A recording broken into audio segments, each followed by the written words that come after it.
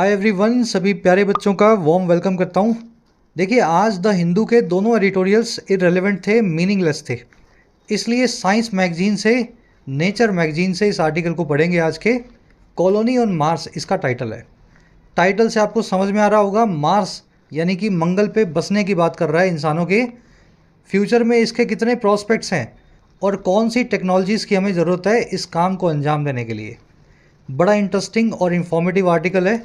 शुरू करेंगे अपने क्विज़ के साथ में। जो भी क्वेश्चंस आप देख रहे हो क्लास के लास्ट में, इनको हमें अटैम्प्ट देना है। वोकैब, ग्रामर, कॉम्प्रिहेंशन, तीनों चीज़ों को एक साथ लेकर के चलना है। सॉल्यूशंस क्लास के लास्ट में करवाएंगे। पूरे मन से कॉन्सेप्ट सीखो। आइए लेक्चर को शुरू करते हैं।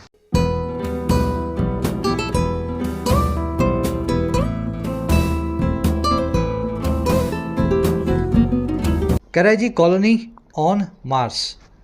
देखिए, कॉलोनी वर्ड जो है ना, इसको हिंदी में बोलते हैं बसावट। जैसे आपकी कोई कॉलोनी होगी, उसका कुछ नाम भी होगा। वैसे ही आपने सुना होगा अंग्रेज भी अपनी कॉलोनीज बनाते थे। जैसे इंडिया एक कॉलोनी थी अंग्रेज़ों की, चाइना एक कॉलोनी थी, अफ्रीका एक कॉलोनी थी। तो कॉलोनी वर्ड बसावट के लिए यूज़ किया जाता है, जहाँ भी आप बस सकें। कह रहे जी ऐसी एक कॉलोनी, ऐसी एक बसावट हमें मार्स पे भी बनानी है, मंगल ग्रह पे भी जा कर के बसना है। मार्स का एम बड़ा है, हमेशा याद रखें। जितने भी प्लैनेट्स हैं उनके पहले लेटर को कैपिटल किया जाता है, क्योंकि ये प्रॉपर नाउन्स हैं और इनके आगे कभी द का इस्तेमाल नहीं होता है। तो द वीनस, वी बड़ा रख दो लेकिन द नहीं लगेगा। द मार्स, एम बड़ा लेकिन द नहीं लगेगा। इसका एक्सेप्शन है 3 प्लैनेट्स या 3 सेलेस्टियल बॉडीज़, जो कि हैं अर्थ, मून एंड सन। इन तीनों का आप ई, एम और एस छोटा रख सकते हैं और इनके आगे द लगाएंगे। अर्थ, मून और सन, इन तीनों का ई, एम और एस पहला लेटर आप छोटा रखें और इनके आगे द लगाएं। ऐसा करते क्यों है? ऐसा इसलिए किया जाता है क्योंकि अर्थ का असली नाम अर्थ नहीं है, टेरा है। सन का असली नाम सन नहीं है, सोलर है, सोला है। और मून का असली नाम मून नहीं है, लूना है। ठीक है, तो टेरा, लूना, सोना बोलोगे, असली नाम बोलोगे तो इनकी तरह ही ट्रीट करना बिना द के। नकली नाम बोलोगे अर्थ, मून, सन, तो फिर इनको आपको, ठीक है ना, आगे लेटर छोटा करके द लगाना है। बड़ा ही सिंपल और कूल सा कॉन्सेप्ट है। काफ़ी बच्चों की कन्फ्यूजन होती है कब द लगे कब ना लगे। चलिए बढ़ेंगे आगे। जिसको समझ ना आया हो इसको एक बार रिपीट कर लेना 2 मिनट का। कह रहे जी will a colony on Mars ever be feasible. कह रहे क्या एक कॉलोनी जो है मार्स पे, क्या वो कभी भी फिजिबल होगी? फिजिबल का मतलब होता है टिकाऊ, सस्टेनेबल। ऐसी चीज़ जो आप काम कर दें और फिर वो अपने आप आगे चलता रहे। आपने कुछ कर दिया और फिर उसको बार बार छेड़ने की आपको ज़रूरत ना पड़े, सेल्फ सस्टेनेबल हो। तो क्या कोई ऐसी कॉलोनी हम बना सकेंगे जो टिकाऊ हो और हमेशा बनी रहे? मार्स का एम बड़ा करना था लेकिन इसने छोटा करके लिखा है। ठीक है, एम को बड़ा रखें, द के बिना रखें। सेंटेंस इंट्रोगेटिव है, क्वेश्चन पूछा गया आपसे, इसलिए शुरू में हेल्पिंग वर्ब को रखा गया है। मेन वर्ब बाद में आ रही है सब्जेक्ट के। तो पहले हेल्पिंग वर्ब, फिर subject and then main verb. चलिए आगे बढ़ते हैं। जल्दी से इस आर्टिकल की वोकैब पे नज़र डालेंगे। 5-6 वर्ड्स हैं, शुरू में देख लो ताकि क्लास को स्मूथली आप ले सको। एक लाइक और एक शेयर इस वीडियो को ज़रूर देना ताकि इन क्लासेस को रेगुलरली इसी जोश के साथ में लाया जा सके। अगर आप एक एस्पायरेंट हैं, किसी एग्ज़ाम की प्रिपरेशन कर रहे हैं और चाहते हैं अपनी इंग्लिश को एक स्टेप आगे ले जाएं, स्ट्रक्चर्ड वे में तैयारी करने के लिए आप ऐप को ज़रूर डाउनलोड करें। YT your English tutor app आपकी अपनी यहाँ पे कमेंट सेक्शन में इसका लिंक रखा गया है। एप्लीकेशन पे आपको मिलेंगे प्रीमियम कोर्सेज, नाम के प्रीमियम कोर्सेज हैं, फीस बहुत कम होती है, अफोर्डेबल होती है। राइटिंग के कोर्स में आप लिखना सीख सकते हैं किसी भी एग्जाम के लिए, ऐसे हो, प्रेसी हो, आंसर राइटिंग हो। इस कोर्स का फ़ायदा लेने के लिए इस कूपन को लगाएं ताकि 499 में अफोर्डेबल कोर्स आपको मिल सके। 50 से 60 घंटे में आप इंग्लिश राइटिंग इस कोर्स के बदौलत सीख पाएंगे। इसी तरीके से आपको UPSC का कोर्स मिलेगा। पूरा माइग्रेशन करवाया जाता है आपको हिंदी मीडियम से इंग्लिश मीडियम में। सारे एस्पेक्ट्स UPSC के कवर्ड हैं। 1350 का एक कोर्स है कूपन के साथ। इसमें CSAT, answer writing, descriptive, vocab, grammar, हर पोर्शन कवर्ड है इन द कोर्स। इसी तरीके से ऐप पे आपको बैंकिंग और SSC के भी कोर्स मिलेंगे, जिसमें बैंकिंग SSC के सभी वैरायटी ऑफ क्वेश्चंस को सॉल्व करना, हैंडल करना आपको सिखाया जाता है। ऐप का लिंक कॉमेंट सेक्शन में है। कोई भी क्वेरी हो, ये नंबर पर आप व्हाट्सएप से टीम से जुड़ सकते हैं और अपनी क्वेरीज को पूछ सकते हैं। ऑलराइट, वोकैब शीट थोड़ी जूम इन कर रहा हूँ। 5 वर्ड्स हैं अपने पास। पहला वर्ड होता है कैप्टिवेट। कैप्टिवेट को हिंदी में बोलते हैं मंत्र मुग्ध करना। अगर इतनी हिंदी नहीं समझते हो तो किसी के ऊपर जादू करना, किसी को अपने वश में करना, किसी को बहुत इम्प्रेस कर देना कि वो आपको ही सुने, आपको ही देखे, आपकी बात माने। हिप्नोटाइज या एन्चांट करना भी मंत्रमुग्ध करने के या कैप्टिवेट करने के सिनोनिम्स हैं। The film captivated the audience, film ने ऑडियंस को कैप्टिवेट कर दिया, हिप्नोटाइज कर दिया, मंत्रमुग्ध कर दिया। और कैसे? विद इट्स इंटरेस्टिंग प्लॉट, अपने बहुत ही रोचक प्लॉट के जरिए या कहानी के जरिए। And superior acting of the actors, और एक्टर्स की शानदार एक्टिंग के जरिए। तो एक्टिंग और कहानी इतनी अच्छी थी कि लोग जो हैं फिल्म को देख करके दीवाने हो गए, हिप्नोटाइज्ड हो गए। अब देखो इसी को ही आप बोलते हैं इनामर करना। ये अच्छा वर्ड है, इनामर। किसी चीज़ से आप इनामर्ड होते हैं ना, तो आपके दिमाग में वही चीज़ घूमती है सारा दिन। जैसे आप किसी सेलिब्रिटी से हो सकते हैं, किसी को सलमान खान बड़ा पसंद है ना। चलिए, स्पेल बाउंड करना, स्पेल का मतलब है जादू, बाउंड का मतलब है बांधना। स्पेल बाउंड करना, जादू में बांध लेना। मैस्मराइज करना, एंथ्रॉल करना, सभी सिनोनिम्स हैं। You will see the word captivate in this article today. अगला वर्ड अपने पास एंटाइसमेंट। ये वर्ड बना है एंटाइस से। एंटाइस का मतलब होता है किसी को बहुत अच्छे से आकर्षित करना, और इस तरीके से कि वो आपके पास चला आए। काफ़ी हद तक ये कैप्टिवेट जैसा ही है, लेकिन एंटाइस आपको चीज़ें भी कर सकती हैं। जैसे आपको फास्ट फूड पसंद है और कोई अच्छा सा बर्गर आपको दिख जाए, तो आपको वो बर्गर एंटाइस करेगा, अपनी तरफ बुलाएगा, आ मुझे खा, है ना। तो वो एंटाइस वो वहीं से बनी है, ठीक है ना। किसी को, ये वर्ड आप बहुत सारी न्यूज़ में देखेंगे। जैसे कोई आदमी जो है किसी छोटी बच्ची को लेकर के भाग गया, है ना, 17-18 साल की, तो उसको एंटाइस करके ले गया, वो उस लड़की को अपनी तरफ आकर्षित करके ले गया। तो ये न्यूज़ में, क्राइम न्यूज़ में वर्ड आपको भागने भगाने के साथ मिलेगा। एंटाइसमेंट इसकी नाउन फॉर्म है। अट्रैक्शन इसको बोल सकते हैं, एंटाइस को बोल सकते हैं अट्रैक्ट करना। एल्योरमेंट भी इसका सिनोनिम है। आज आप एंटाइस और एल्योरमेंट दोनों वर्ड्स को आर्टिकल में देखेंगे। एल्योरमेंट यानी अट्रैक्शन, एंटाइस यानी अट्रैक्ट करना। चलिए, अगला वर्ड थोड़ा सा ट्रिकी है, इंजीनियस। अब देखो ये वर्ड इसलिए ट्रिकी है क्योंकि इसका मिलता जुलता एक भाई है, इनजेन्युअस। ये है इंजीनियस, ये है इंजेन्युअस। दोनों को एक साथ याद करना है और बड़ी आसान सी ट्रिक है। जीनियस कौन होता है? बड़ा बुद्धिमान। और जेन्युइन कौन होता है? जो बहुत भला हो, सीधा हो, ईमानदार हो। तो इंजीनियस यानी जिसमें बुद्धिमानी वाली बात हो, ऐसी कोई चीज़ इंजीनियस होगी जो क्रिएटिव होगी, इनोवेटिव होगी, इंटेलिजेंट होगी। कोई बुद्धिमानी भरा आइडिया आपने दे दिया, समझदारी भरा कोई ख्याल दे दिया, तो वो इंजीनियस ख्याल है, इंजीनियस आइडिया है। और इंजेन्युअस मैंने आपको बता दिया, भोला भाला सीधा साधा। अगर आपके कोई आदमी आपको मिला जो ज़्यादा कुछ बोल नहीं पाता है, बनावटी, जो मन में होता है बोल देता है, तो वो इंजेन्युअस आदमी है, एकदम जेन्युइन टाइप का आदमी है, ठीक है। इन्हीं वर्ड्स को उल्टा भी बना सकते हो, इनके आगे डिस लगा के। डिस इंजीनियस यानी बेवकूफ़ी भरा। जीनियस नहीं है ये, डिस इंजीनियस है, बेवकूफ़ी से भरा हुआ है। और डिस इंजेन्युअस मतलब आर्टफुल, धूर्त, चालाक, क्लेवर। इंजेन्युअस तो सीधा साधा हो गया, डिस इंजेनियस वैसा हो गया, टेढ़ा वाला। तो 4 वर्ड्स दिमाग में रखना, एक बार इसको रिपीट कर लो।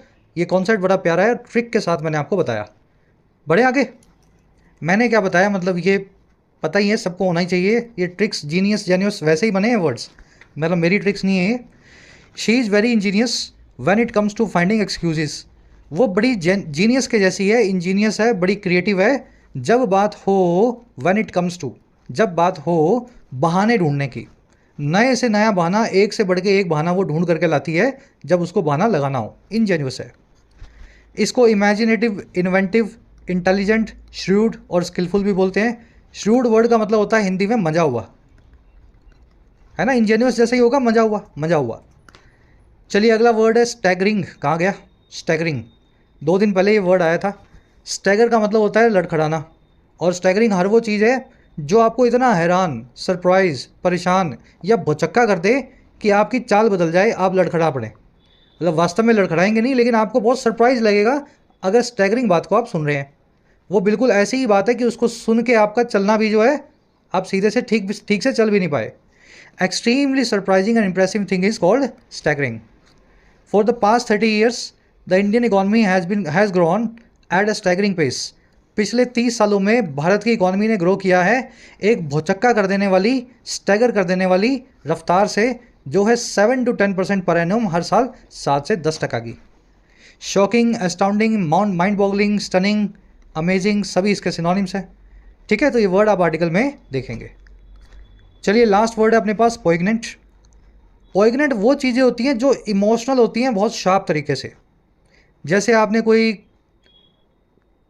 आपने कोई ऐसी न्यूज़ सुनी जिससे आपको बड़ा गुस्सा आया, अंदर इमोशंस आए, जैसे निर्भया कांड था, वो एक पोइगनेंट जो है ना वाकया था, लोगों में इमोशंस भी बहुत आए और शार्पनेस थी उन इमोशंस में।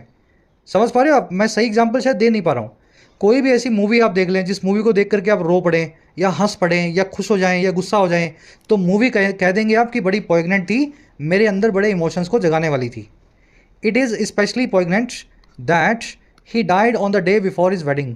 ये खास करके भावुक कर देने वाली बात है, पॉइगनेंट बात है कि वो मर गया एक दिन पहले अपनी ही वेडिंग के, अपने ही शादी के। पैशनेट, भावुक करने वाला, टचिंग, अफेक्टिंग, सेंटिमेंटल सभी इसके सिनोनिम है। Poignant is a very sharp word, ऐसे यूज़ नहीं होता ये जनरली, ठीक है ना। जब बहुत ही ज़्यादा इमोशंस जग रहे हों तब इस वर्ड का इस्तेमाल किया जाता है। चलिए 5 वर्ड्स डिटेल में हो गए, सारे वर्ड्स नए हैं आपके लिए। जब आर्टिकल में आएँ तो एक बार इनको फिर से ध्यान देना, आपका रिवीजन होना चाहिए। अब आर्टिकल पे आ जाओ। देखो, मार्स पे बसने का सपना तो हमारा है, लेकिन इस सपने को देखने से पहले एक सवाल हमें ये पूछना चाहिए कि धरती की हम वैल्यू क्यों नहीं करते हैं। भाई, जहाँ बसे हुए हो उसी को स्वर्ग बना लो, उसी को साफ रख लो, उसी को क्लीन और ग्रीन रख लो, तो मार्स तक आपको भागना ही क्यों पड़े।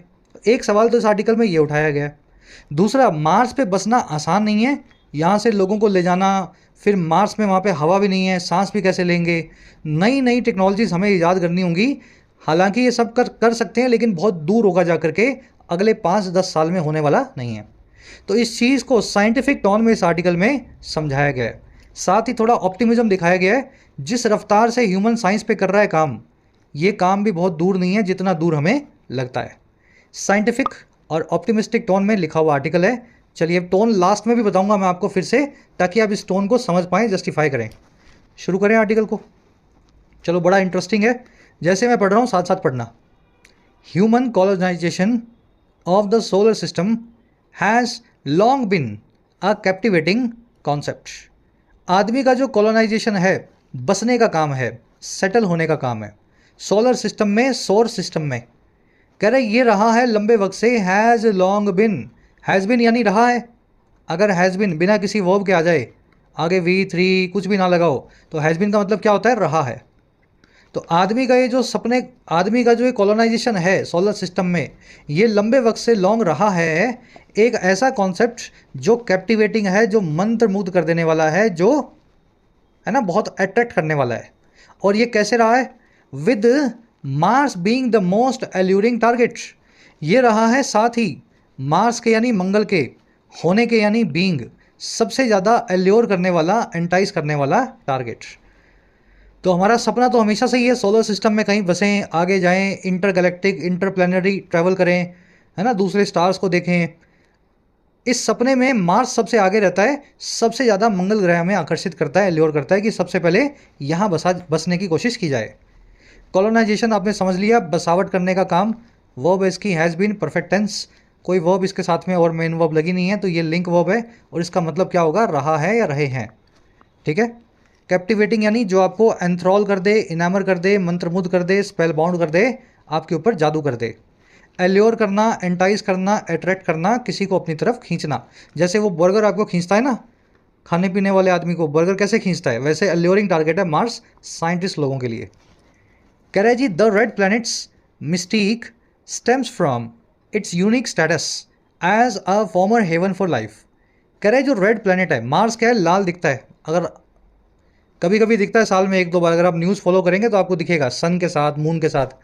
तो ये जो रेड प्लैनेट है मार्स, इसकी जो मिस्टीक है ना, मिस्टीक होती है एक ऑरा, एक मिस्टीरियस एनर्जी इसको आप बोल सकते हैं, है ना। कोई ऐसी चीज़ जो आपको दिखती है लेकिन आपको समझ में नहीं आती है ये है क्या, तो वो मिस्टीक होती है एक, उसमें थोड़ा सा फैसिनेशन, थोड़ा सा चार्म, थोड़ा सा आपको सीक्रेट मिलेगा। कह रहा है इस रेड प्लैनेट्स की जो मिस्ट्री है, मिस्टीक है, इसका जो रहस्य है, वो स्टेम फ्रॉम करता है, वो निकल करके आता है। स्टेम फ्रॉम करना, इमर्ज फ्रॉम करना, निकल करके आना। इसके उस खास दर्जे से, यूनिक स्टेटस से, खास दर्जा कौन सा है? ये था एक फॉर्मर हेवन लाइफ का। हेवन यानी पनाह, शरण, और फॉर्मल यानी पहले। तो ये पहले लाइफ को शरण दिया करता था, पनाह दिया करता था, और इसी खास दर्जे की वजह से इसमें से ये मिस्टीक हमारे लिए निकल करके आती है। कह रहा है जी, making it an enticing destination for human exploration and settlement. और यह निकलती है इसको बनाते हुए मार्स को एक आकर्षित करने वाली, अट्रैक्ट या एंटाइज करने वाला मंजिल या डेस्टिनेशन आदमी की एक्सप्लोरेशन और सेटलमेंट के लिए मार्स पे। एक्सप्लोरेशन यानी रिसर्च, कहीं जाते हैं हम मून पे, मार्स पे, वहाँ पे एक्सप्लोर करते हैं ना, रिसर्च करते हैं, वही होता है एक्सप्लोरेशन। और सेटलमेंट आप समझते हैं, कॉलोनी बनना, बसाना या कहीं बस जाना। सेंटेंस समझ में आ गया? थोड़ा टेढ़ा है, वर्ड्स अच्छे हैं वोकैब के। इसकी जो मिस्टीरियस एनर्जी है, जो ऑरा है, वो निकल करके आती है इसके खास दर्जे से कि यहाँ पे कभी लाइफ हुआ करती थी, ये दर्जा इस मार्स के पास है। और ये बनाती है इसको एक ऐसा डेस्टिनेशन, एक ऐसी मंजिल जो बड़ी एंटाइसिंग है, आकर्षित करने वाली है आदमी की सेटलमेंट और एक्सप्लोरेशन के लिए, हमारी रिसर्च और बसावट के लिए। चलिए, stem from, emerge from, eminent from, जिस भी चीज़ से निकलते हैं फ्रॉम लगा के बताया जाता है। हेवन आपने देख लिया।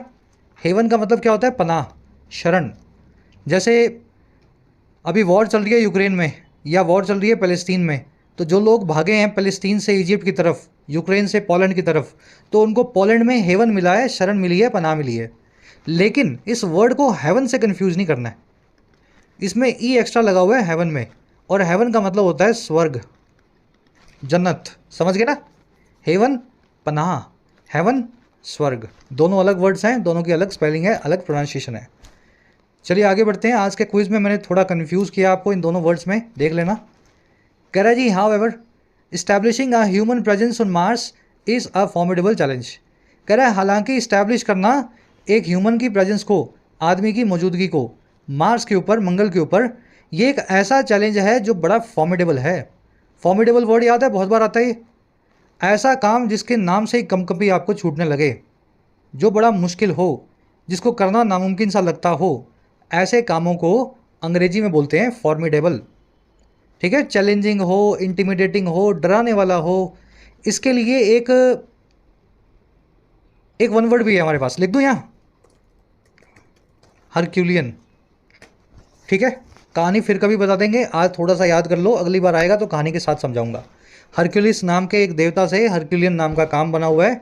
हरक्यूलियन टास्क वो टास्क है जो बड़ा मुश्किल है। ठीक है? आज के क्विज में इसको ऐड कर दूंगा मैं। और आगे बढ़ते हैं।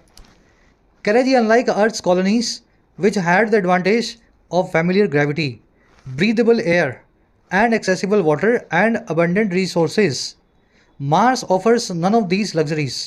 कह रहे जी अनलाइक, देखिए लाइक का मतलब है जैसा, अनलाइक का मतलब है बिल्कुल उल्टा। लाइक का मतलब है जैसा, यू आर लाइक मी, आप मेरे जैसे हैं। अनलाइक का मतलब होता है बिल्कुल उल्टा। कह रहे जी बिल्कुल उल्टा अर्थ की कॉलोनीज़ के, अर्थ की सेटलमेंट्स या बसावटों के, जिनके पास, जिन कॉलोनीज़ के पास हैड यानी थी ये वाली एडवांटेज जो है फैमिलियर ग्रेविटी की। ग्रेविटी हमारे लिए बड़ी फैमिलियर है, जी जो यहाँ पे लगता है 9.8 कितना है, तो ये जी हमारे लिए बड़ा फैमिलियर है, हम अच्छे से समझते हैं अर्थ की ग्रेविटी को। कह रहे जी बिल्कुल उल्टा अर्थ की कॉलोनीज़ के, जहाँ हमारे लिए फैमिलियर सी ग्रेविटी है, गुरुत्वाकर्षण है। ब्रीदेबल एयर है, ऐसी हवा है जिसमें हम सांस ले सकते हैं। एक्सेसिबल वाटर है, पानी है जिसको हम एक्सेस कर सकते हैं। और अबेंडेंट रिसोर्सेज हैं, बहुत सारे संसाधन हैं। अबेंडेंट मतलब बहुत सारे। कह रहे जी बिल्कुल उल्टा अर्थ से मार्स जो है ना, वो ऑफर करता है इनमें से कोई भी सुख सुविधा को नहीं। ना वहाँ एक्सेसिबल वाटर है, आइस मिलेगी उसको पिघलाना पड़ेगा, ना वहाँ हवा है कोई जिसमें सांस ले पाओगे, ना ग्रेविटी है अर्थ के जैसी, और ना ही रिसोर्सेज हैं अबंडेंट, मार्स पे सब कुछ ना मिले। समझ गए सेंटेंस? चलिए, मार्स की वर्ब है ऑफर्स, विच की वर्ब है हैड। अर्थ के आगे आपने ई बड़ा कर दिया, अगर ई छोटा रखते तो द भी लगाया जा सकता था, हालांकि हाँ ठीक है ना, लग सकता है। अगर ई छोटा कर दूँ तो इसके आगे द लग जाएगा। अभी बताया था अर्थ, मून और सन, इन तीनों के जो नकली नाम हमने रखे हुए हैं, इन नामों को अगर आप छोटा करके रखें फर्स्ट लेटर को, तो इनके आगे द का इस्तेमाल हो सकता है। बड़ा कर दो तो फिर इनको भी द के बिना ही लिखोगे। कह रहा the Martian environment is harsh. Mars का जो इन्वायरमेंट है, मार्शियन मतलब मार्स से रिलेटेड, मंगल ग्रह का जो इन्वायरमेंट है, पर्यावरण है, वो हार्श है, बहुत कड़ा है। विद टॉक्सिक कार्बन डाइऑक्साइड, इसमें बहुत जहरीली CO2 है। फ्रोजन है वाटर, जमा हुआ है पानी। वीक है ग्रेविटी, बहुत कम है गुरुत्वाकर्षण। एंड रेलेंटलेस कॉस्मिक रेडिएशन, कभी ना रुकने वाला, रेलेंटलेस कभी ना थमने वाला, रेलेंटलेस कॉस्मिक रेडिएशन है। कॉस्मिक रेडिएशन मतलब कॉस्मोस से आने वाला रेडिएशन, जो गामा रेज हैं, एक्स रेज हैं, है ना, जो बहुत हाई फ्रीक्वेंसी की, जो हाई एनर्जी और फ्रीक्वेंसी की जो लाइट स्पेक्ट्रम में से जो रेंजेस जो निकलती हैं वो रेडिएशन कहलाती हैं। समझ गए ना, न्यूक्लियर रेडिएशन भी होता है, न्यूक्लियर बॉम्ब फटता है तो गामा रेज निकलती हैं। तो मार्स के ऊपर आपको कोई ओजोन लेयर नहीं मिलेगी, कोई इन्वायरमेंट नहीं मिलेगा, तो वहाँ आपको cosmic radiation high energy waves मिलेंगी जो आपको, है ना, डैमेज करेंगी। मार्शियन इन्वायरमेंट की वो है इस हार्श का मतलब है कड़ा, टॉक्सिक यानी जहरीला, इसको आप जानते हैं CO2 को, पानी है जमा हुआ, ग्रेविटी है कमज़ोर, रेलेंटलेस मतलब जो रेलेंट या सरेंडर ना करे, रेलेंटलेस मतलब हमेशा चलता रहे बिना रुके।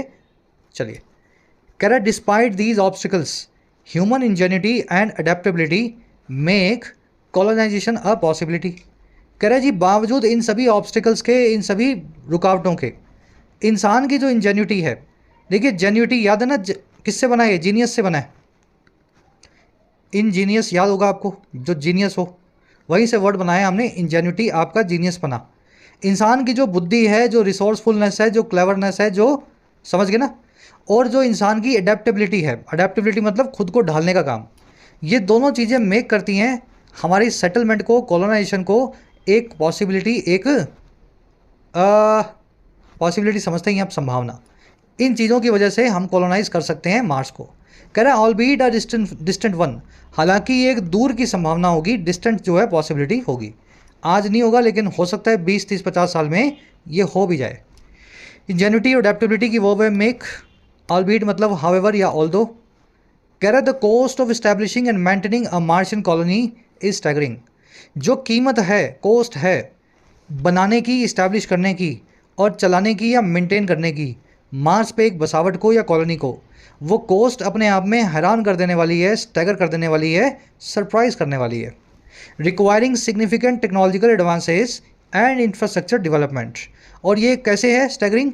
रिक्वायर करते हुए, ज़रूरी बनाते हुए बहुत बड़ी टेक्नोलॉजिकल एडवांसमेंट्स को, तकनीक में बड़ी बड़ी खोजों को, ईजादों को, और इंफ्रास्ट्रक्चर की डेवलपमेंट को। तो ये दोनों काम हमें करने पड़ेंगे, फिर जो कॉस्ट आएगी वो कॉस्ट भी हमारे लिए बहुत ज़्यादा होगी मार्स पे अगर हमें बसना है। स्टैगरिंग कॉस्ट है। सेंटेंस समझ में आ रही है ना? अगर स्ट्रगल कर रहे हो तो समझ लेना, आपके लिए नई थीम है और सबसे ज़्यादा फ़ायदा आप ही को मिल रहा है इस आर्टिकल का। भाई साइंस बेस्ड है ये, मार्स, ये अर्थ, ये कॉस्मिक रेडिएशन कहाँ सुना है आपने? पहले नहीं देखा ना, तो थोड़ा स्ट्रगल करना अच्छा है, अगर कर रहे हो तो मन लगा के करना। कोस्ट की वर्ब है इस। चलो और आगे बढ़ते हैं। कह रहे जी the expense of every launch into space is already substantial and the resources needed to overcome the numerous hurdles on Mars are currently beyond our global means। कह रहे जो एक्सपेंस है, कॉस्ट और एक्सपेंस एक ही बात है, कीमत या खर्चा। एक्सपेंस यानी खर्चा, कॉस्ट यानी कीमत। कह रहे जी जो खर्चा है हर एक लॉन्च का, हर एक रॉकेट की लॉन्च का जो हम स्पेस में करते हैं, वो खर्चा पहले से ही ऑलरेडी बड़ा ज़्यादा है, सब्सटेंशियल है, बहुत, है ना, मोटा खर्चा है।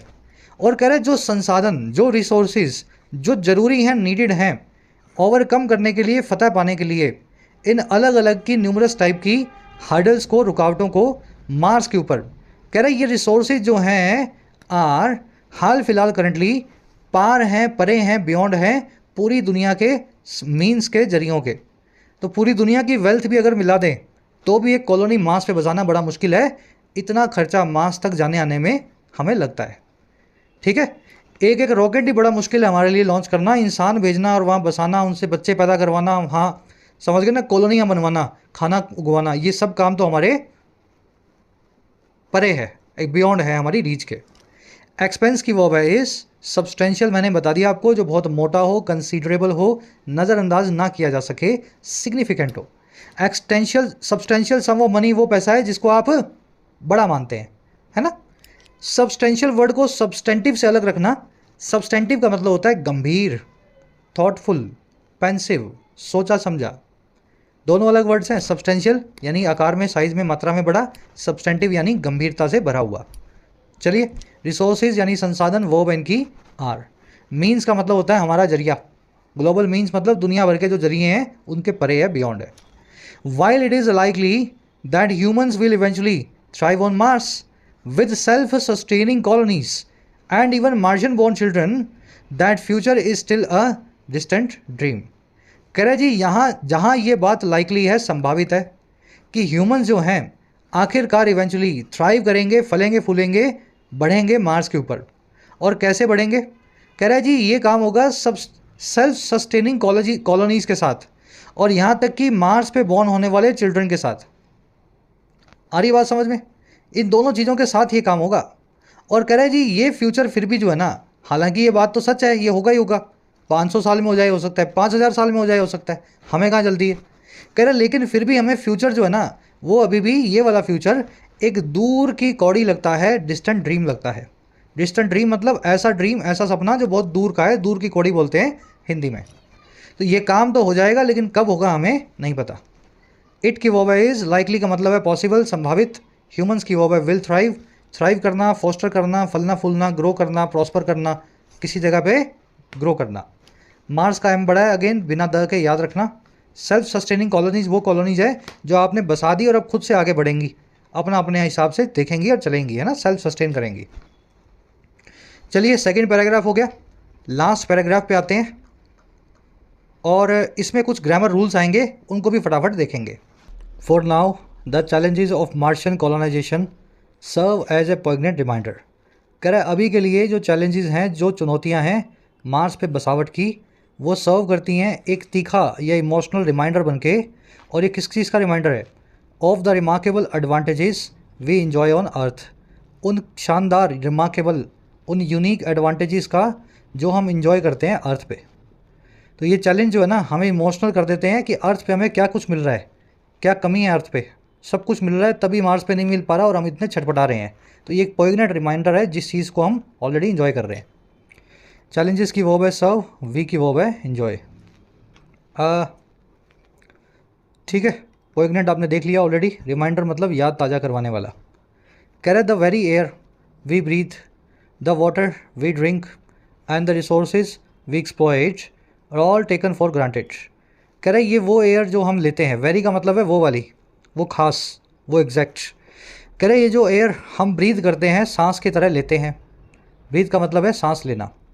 वो पानी जो हम पीते हैं और वो रिसोर्सेज, वो संसाधन जिनका हम फ़ायदा उठाते हैं, एक्सप्लॉइट करते हैं, ये सभी की सभी चीज़ें टेकन फॉर ग्रांटेड होती हैं, इनकी वैल्यू को हम नहीं समझते हैं। टेक फॉर ग्रांटेड मतलब किसी चीज़ को आपने टेक कर लिया क्योंकि वो आपको ग्रांट की गई थी, किसी ने दिया, आपने रख लिया, उसकी कोई वैल्यू नहीं है, अप्रिशिएट नहीं करते आप उसको। कह रहे जी yet they are essential for human survival.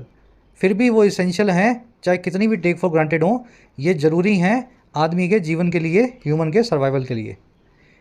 ठीक है, एयर, वाटर और रिसोर्सेज की वर्ब है are all taken for granted. Take for granted करना मैंने आपको समझा दिया, मिली हुई चीज़ की वैल्यू ना करना। वी की वर्ब है ब्रीथ, वी की वर्ब है ड्रिंक और वी की वर्ब है एक्सप्लॉइट। दे इन सभी चीज़ों के लिए आया, वर्ब है इनकी यार, एक्सप्लॉइट करना यानी फ़ायदा उठाना किसी चीज़ का। अब ये देखो, यहाँ रुक जाओ एक बार, ब्रीथ नाम के वर्ड पे नज़र डालते हैं। बड़ा ही कूल कॉन्सेप्ट है, पहली बार करवा रहा हूँ आपको। कॉन्सेप्ट ये कहता है कि कुछ ऐसे नाउन्स हैं, देखो आज मुझे 4 ही याद आए, मैं अपने नोट्स खंगालूंगा, शायद 40 जैसे ऐसे नाउन्स हैं। कॉन्सेप्ट सभी में सेम है, लास्ट में ई रख दिया या निकाल दिया, इससे उस नाउन की या वर्ब की फॉर्म बदल जाएगी। जैसे ब्रेथ यानी सांस, ब्रीथ का मतलब है सांस लेना, ई लगते ही ये वर्ब बन जाता है, ये है सांस और ये है सांस लेना। ठीक है, नाउन से वर्ब बन गया, ई लगा तो नाउन से वर्ब बन गया। बाथ का मतलब होता है स्नान, और बेद, ये वर्ड है बेद, इसका मतलब है नहाना। एनवलप, देखिए ये पीछे एन ई लगा हुआ है तो ये नाउन है, इसमें उल्टा है। एनवलप का मतलब है लिफाफा, और एनवेलप इसका मतलब होता है लिफाफे की तरह किसी चीज़ को कवर कर लेना। अगर धुआं आ गया आपके घर के आसपास तो आप बोल सकते हैं smoke has enveloped my house, मेरे घर को चारों तरफ से धुएं ने घेर लिया है। तो घेरने को बोलते हैं लिफाफे की तरह एनवेलप करना, और एनवेलप एक नाउन है, लिफाफे के लिए यूज़ किया जाता है। इसमें उल्टा है, ई लगा तो नाउन बना, हटा तो वर्ब बना, यहाँ से उल्टा है। लास्ट में क्लोथ, क्लोथ मतलब कपड़ा, और क्लोथ इसका मतलब है कपड़े से ढकना। किसी चीज़ पे कपड़ा डाल देते हो ना आप, तो क्लोथ करते हो उसको, आप ढक देते हो, ये वर्ब है। तो 4 ही नाउन्स देखना, नेक्स्ट क्लास में पूरे 40 लेकर के आऊँगा। मेरे को नोट्स वाली डायरी निकालने तो मेरी ढूंढ के कहीं से। इन नाउन्स का खास फीचर यही है कि ई लगने और हटने से इनकी जो है वर्ब फॉर्म आ जाती है या निकल जाती है। After running the marathon she took a deep breath to steady herself and try to breathe normally again. Marathon run करने के बाद, मैराथन भागने के बाद उसने एक गहरी सांस ली ताकि अपने आप को स्थिर कर पाए, स्टडी कर पाए। स्टडी करना यानी स्थिर करना। और फिर उसने कोशिश की कि वो ब्रीथ करे अगेन नॉर्मली, फिर से नॉर्मल तरीके से सांस ले सके। तो मैराथन भागने के बाद उसने एक सांस ली, टुक अ ब्रेथ, तो यहाँ पे एक नाउन चाहिए आपको सांस के लिए, तो आपने वर्ब लगा रखी है ब्रीथ, इसको हटा के इसको नाउन बनाओ। She took a breath. And she tried to breathe, she tried to breathe, यहाँ पे वर्ब चाहिए टू ब्रीथ, यहाँ पे एक इन्फिनिटिव बन जाएगा, तो यहाँ पे आपको ई लगाना है। समझ पा रहे हो ना इसको? सिंपल कॉन्सेप्ट है ये, नाउन की जगह नाउन, वर्ब की जगह verb. She used a soft cloth to clean the delicate fabric before deciding to clothe the mannequin in a beautiful vintage dress. उसने इस्तेमाल किया एक मुलायम सा कपड़ा क्लीन करने के लिए इस नरम से फैब्रिक को, इससे पहले कि वो डिसाइड करती कि वो ढक देगी इस मैनिक्विन को, पुतले को, बहुत ही सुंदर पुरानी विंटेज ड्रेस से। मैनिक्विन क्या होता है? वो शोरूम्स के बाहर रखा रहता है ना पुतला, जिस पे कुछ ड्रेस डाल देते हैं, उस ड्रेस को देख करके आप शोरूम में जाते हैं कि मुझे भी चाहिए ऐसी, उसको अंग्रेजी में बोलते हैं मैनिक्विन। देखो इसने यूज़ किया कपड़े को, यूज़ वर्ब का ऑब्जेक्ट चाहिए सॉफ्ट क्लोथ, तो क्लोथ तो नाउन होता है ना, कपड़ा होता है, तो यहाँ पे इसको नाउन बनाओ। और फिर उसने डिसाइड किया कि वो क्लोथ करेगी, ढकेगी इस मैनिक्विन को, तो यहाँ पे वर्ब चाहिए थी आपको टू क्लोथ, आपको लिखना होगा। सिंपल कॉन्सेप्ट, कन्फ्यूजन तो नहीं है ज़्यादा? चलो अगर नहीं है तो लास्ट का क्वेश्चन आपको दे रहा हूँ as homework. She put a letter in the envelope as the fog began to envelop the trees is outside. ठीक है, एक मिनट रुक जाना, आंखें बंद कर लो एक बार। चलो अब ये क्वेश्चन जो है ना, अब देखो फिर से और सही करके कमेंट्स में डालना है ना, कहाँ पे एनवेलप लगेगा, एनवलप लगेगा, ई के साथ में, ई के बगैर, मीनिंग निकालो और आंसर को कमेंट्स में डालो। सही गलत आपको वहीं पे हिसाब करके बताएंगे। ट्राई दिया करो, कॉन्सेप्ट नया होता है ना, तो एक बार ट्राई देने से कॉन्फिडेंस आता है आप में। बढ़े आगे। चलो नया कॉन्सेप्ट था, जो नया लगे, जिन बच्चों को थोड़ा कन्फ्यूजिंग लगे, रिपीट कर लिया करो, 2-2 मिनट के कॉन्सेप्ट्स हैं। कह रहे जी, as we continue to pursue our ambitions in space we must appreciate the unique blessings of our home planet. जैसे जैसे हम जारी रखते हैं, कंटिन्यू करते हैं, परस्यू करना या पाने की कोशिश करना हमारे एम्बिशंस को, ख्वाहिशों को, महत्वाकांक्षाओं को स्पेस में, जैसे जैसे हम रॉकेट फेंकते जाते हैं, ऊपर जाने की कोशिश करते जाते हैं, वैसे वैसे हमें अप्रिशिएट भी करना चाहिए। अप्रिशिएट करना यानी शुक्र मनाना, हमें शुक्र मनाना चाहिए उन यूनिक ब्लेसिंग्स का, उन खास ब्लेसिंग्स का जो हमारे होम प्लैनेट पे हमें मिली है, धरती पे हमें मिल रही है। And acknowledge the immense difficulties that must be overcome, और हमें मान भी लेना चाहिए, एक्नॉलेज भी कर लेना चाहिए उन बड़ी बड़ी मुश्किलों को, इमेंस डिफ़िकल्टीज़ को, जिनको ज़रूरत है ओवरकम किए जाने की, जिन पे ज़रूरत है फतह पाए जाने की। ओवरकम करना यानी किसी चीज़ को काबू में लेना, फतह पाना। और कब फतह पाएंगे भाई? Before we can truly call ourselves a multi planetary species, इससे पहले कि हम सही मायनों में ट्रूली बुला सकें अपने आप को, आवरसेल्व्स को, एक मल्टी प्लानट वाली, अलग अलग प्लानट वाली स्पीसीज़ जो अर्थ पे बनी, फिर मार्स पे गई, फिर, है ना। तो ये सारे चैलेंजेस हमें एक्नॉलेज करने चाहिए, मान लेने चाहिए कि बहुत बड़े हैं, इससे इन पे पार पाए बिना, फतह किए बिना हम मार्स पे नहीं बच सकते हैं। चलो सिंपल सेंटेंस, वी की वर्ब है कंटिन्यू, परस्यू करना, पाने की कोशिश करना। वी आया हमारे लिए, वर्ब है मस्ट अप्रिशिएट, वी की दूसरी वर्ब है मस्ट एक्नॉलेज। हमें शुक्र भी मनाना चाहिए, अप्रिशिएट भी करना चाहिए और एक्नॉलेज करके मान भी लेना चाहिए। डिफ़िकल्टी यानी मुश्किलें, इमेंस यानी बड़ा बड़ा। वी की वर्ब है कैन टेल और दैट आया है डिफ़िकल्टीज़ के लिए, दैट की वर्ब है मस्ट बी ओवरकम। क्लास को करेंगे रैपअप एक और ग्रामर रूल के साथ में। रूल तो क्या बोलूँ, कॉन्सेप्ट है ये, बड़ा सिंपल सा है। स्पीसीज़ तो एक प्लूरल नाउन लगता है देख करके, पीछे लगा हुआ है एस, आगे एडजेक्टिव लगा हुआ है मल्टी प्लानिटरी, है ना, मल्टीपल प्लैनेट्स वाली, फिर भी इसके आगे अ लगाया हुआ है। बता सकते हो प्लूरल नाउन्स कब अपने आगे अ ले लेते हैं? आर्टिकल अ तो सिंगुलर नाउन्स के आगे लगेगा, अ या एन। कॉन्सेप्ट क्या है जी? ये कुछ ऐसे नाउन्स हैं जो देखने में लगते हैं प्लूरल, पीछे से एस इनके लगा होता है, लेकिन ये होते हैं सिंगुलर। ये नाउन्स कौन कौन से हैं? ये सारे subjects, politics, mathematics, economics, electronics, और भी होंगे जो पीछे एस आएगा, लेकिन ये सिंगुलर सब्जेक्ट्स हैं। ये सारी बीमारियाँ, मम्स, रिकेट्स, एड्स, डायबिटीज़, पीछे एस, लेकिन ये सभी की सभी सिंगुलर। ये सारे के सारे खेल, sports, tennis, billiards, droughts, checkers, और ये कुछ और भी हैं दूसरे अदर नाउन्स, जैसे कि शैम्बल्स और मीन्स। अ शैम्बल्स मतलब एक अफरा तफरी का माहौल, डिसऑर्डर का, कन्फ्यूजन का जो है सिचुएशन, और अ मीन्स का मतलब है एक जरिया किसी काम को करने का। जैसे पढ़ाई is a means, study is a means to get a good career. पढ़ाई एक मीन्स है, जरिया है अच्छे करियर को पाने का। तो मीन्स यहाँ पे देख करके लगता है सिंगुलर प्लूरल होगा, लेकिन अ लेगा अपने आगे जरिए की जब भी बात करेगा। और 3 स्पेशल नाउन्स भी हैं, स्पीसीज, वेयर अबाउट्स और सीरीज। ये इसलिए स्पेशल हैं, इनके पीछे हमेशा ऐसा लगेगा ये सिंगुलर भी हो सकते हैं, प्लूरल भी हो सकते हैं। देखो बाकी सारे तो ये सिंगुलर हैं, एस के साथ में भी सिंगुलर हैं, लेकिन ये 3 क्या है, प्लूरल भी हो सकते हैं, सिंगुलर भी हो सकते हैं, जैसी आपको ज़रूरत हो, लेकिन इनके पीछे एस हमेशा लगता रहेगा। एक स्पीसीज़, एक प्रजाति तो भी स्पीसीज़, एक से ज़्यादा प्रजातियाँ तो भी स्पीसीज़। वेयर अबाउट्स यानी अता पता, एक आदमी का अता पता तो भी वेयर अबाउट्स, और 10 आदमियों का अता पता तो भी वेयर अबाउट्स। सीरीज़ यानी श्रृंखला, एक हो चाहे 10 हो, सीरीज़ को सीरीज़ ही लिखा जाएगा। कुछ क्वेश्चंस दिखाता हूँ आपको मैं। Mumps are a deadly disease, mumps जो है एक घातक बीमारी है। अरे एक ही बीमारी है मम्स, सिंगुलर बीमारी है, पीछे भले ही एस लेती हो लेकिन है ये सिंगुलर, तो आर नहीं, mumps is a deadly disease. His diabetes were deteriorating, उसकी शुगर या डायबिटीज़ जो है बिगड़ती जा रही थी। डायबिटीज़ पीछे एस लगा हुआ है लेकिन नाउन सिंगुलर है, तो डायबिटीज़ को सिंगुलर मानोगे तो वर्ब लगाओगे वॉज डिटेरोरेटिंग। ठीक है, और इन तीनों का खास ध्यान रखना, सिंगुलर और प्लूरल दोनों आते हैं, आपको देख लेना ये कौन सी वर्ब लेंगे अपने मीनिंग के हिसाब से, बस इनका एस हमेशा रहेगा, सिंगुलर में भी रहेगा और प्लूरल में भी रहेगा। कॉन्सेप्ट बड़ा सिंपल है, इस क्वेश्चन को अगर सोल्व करोगे तो और अच्छे से आपको कॉन्फिडेंस आएगा। He inquired about her whereabouts as a mean to locating her quickly and offering assistance, उसने पूछा उसके अते पते के बारे में, हर के वेयर अबाउट के बारे में, इस जरिए के तौर पे कि वो लोकेट करे, ढूंढे उसको जल्दी से और फिर उसको कुछ हेल्प कर सके, है ना। उसने जाके पूछा कि ये लड़की कहाँ है, और इसलिए पूछा ताकि उस लड़की को ढूंढ के उसकी मदद कर सके।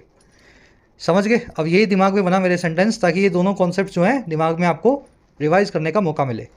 ट्राई करो, इसमें 2 एरर्स हैं, कमेंट्स में डाल देना, गलत होगा तो बता दूंगा, सही होगा तो ऐसे एक हार्ट का साइन आपको बना के कमेंट में दे दूंगा। ठीक है, चलो अब जल्दी से अपनी क्विज पे आ जाओ। आज के सारे क्वेश्चंस अपने को सॉल्व करने हैं। फर्स्ट में पूछ रहा है जी, कौन सा लेसन, कौन सा सबक इस आर्टिकल का ऑथर सजेस्ट करता है मानव जाति को, ह्यूमैनिटी को, कि वो लर्न करे इन चैलेंजेस से, इन चुनौतियों से जो है मार्स पे बसने की। इनमें से कौन सा सबक हमें सीख लेना चाहिए मार्स पे जब बसने की हम कोशिश कर रहे होते हैं। 4 सबक आपके सामने रखे हुए हैं, सही सबक को ढूंढें। वीडियो को पॉज कर दो यहीं पे,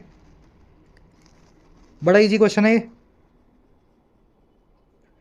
देखो सबक ये नहीं है कि हम टेक्नोलॉजिकल एडवांसमेंट्स को अप्रिशिएट करें या और ज़्यादा रिसर्च में पैसा लगाएं या स्पेस एक्सप्लोरेशन को प्रायोरिटाइज़ करें। सबक ये है कि जहाँ बैठे हो पहले उसको अप्रिशिएट करना सीखो, एक्नॉलेज करो, मानो अर्थ के यूनिक रिसोर्सेज की इंपॉर्टेंस को। तो पहला सबक हमारे पास ये है कि जहाँ रहते हैं उसको स्वर्ग बनाएं, फिर मार्स तक जाने की कोशिश करें। ठीक है, सी हमारा आंसर बनेगा। सेकंड पे आ जाओ। इस पैसेज के हिसाब से मार्स क्यों माना जाता है एक अपीलिंग, एक अट्रैक्टिव डेस्टिनेशन ह्यूमंस के लिए? ऐसी क्या खासियत है मार्स में जिसकी वजह से हम सबसे पहले मार्स पे बसने की बात करते हैं? पॉज कर लेना वीडियो को, मैं करवा रहा हूँ आंसर, खुद से करना है आपको, पहले खुद से पॉज करके चेक करो।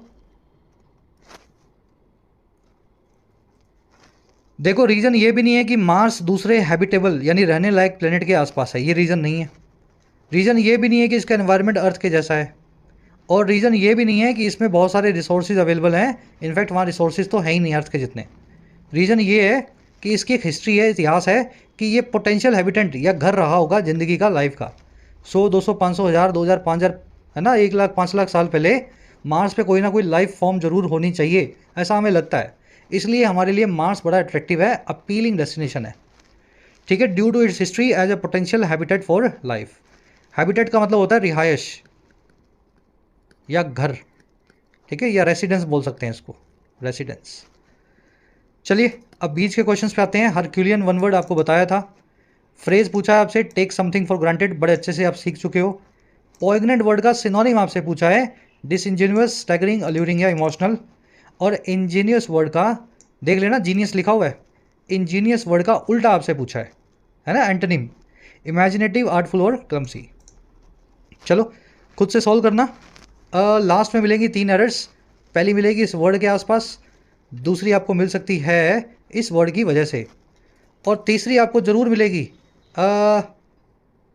इस फ्रेज़ के अंदर।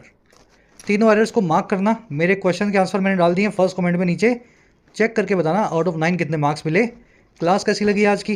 थोड़ा अलग थीम था, साइंटिफिक थीम। अच्छा लगता है ये थीम आपको तो ज़रूर से रिपीट किया जाए।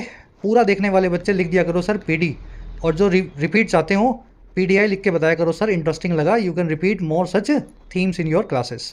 तो ये आपका फीडबैक या वोट देने का जरिया है, ज़रूर से मुझे बताया करो कमेंट्स में।